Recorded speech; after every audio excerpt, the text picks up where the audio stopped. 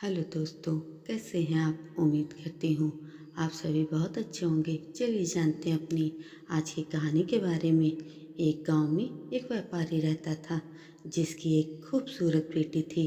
व्यापारी पर भारी कर्ज हो गया था और जिस व्यक्ति से उसने यह कर्ज लिया था वह बेहद चालाक और नीच स्वभाव का था। जब व्यापारी कर्ज चुकाने में असमर्थ हो गया तो वह व्यक्ति गांव वालों को बुलाकर व्यापारी के घर पहुंच गया।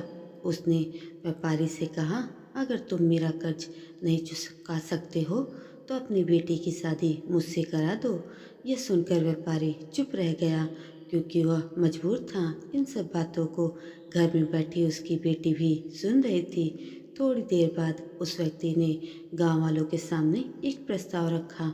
उसने कहा, मैं एक थैली में एक सफ़ेद और एक काला पत्थर डालूंगा। तुम्हारी बेटी को थैली में से एक पत्थर निकालना होगा।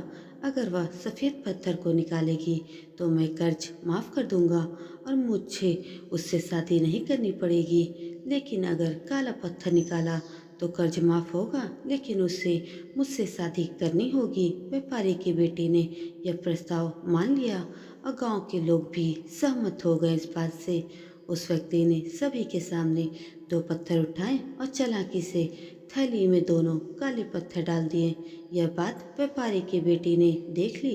वह समझ गई कि जो भी पत्थर निकालेगी वह काला ही होगा। लड़की ने सोचा कि अगर वह यह सच सबको बता देगी तो कर्ज माफ नहीं होगा और वह आदमी उसके पिता से बदला लेने की कोशिश भी करेगा। लड़की ने एक चतुराई भरी योजना बनाई। जब उसे पत्थर निकालने को कहा गया तो उसने थैली में से अपना हाथ डाला और एक पत्थर निकाला और उसे जानबूझकर जमीन पर गिरा दिया। वह पत्थर जमीन पर गिरकर अन्य पत्थरों में मिल गया। तब लड़की ने मुस्कुराते हुए कहा, अब थैली में बचा पत्थर देख लीजिए आप लोग। अगर वह पत्थर काला है तो इसका मतलब कि मैंने सफ़ेद पत्थर निकाला था। गाँव वालों ने थैली में तब देखा और वहाँ पर काला पत्थर निकला। यह देखकर सभी ने मान लिया कि लड़की ने सफ़ेद पत्थर निकाला होगा। इस तरह व्यापारी किया कर्ज माफ़ हो गया और उसकी बेटी को उस व्यक्ति से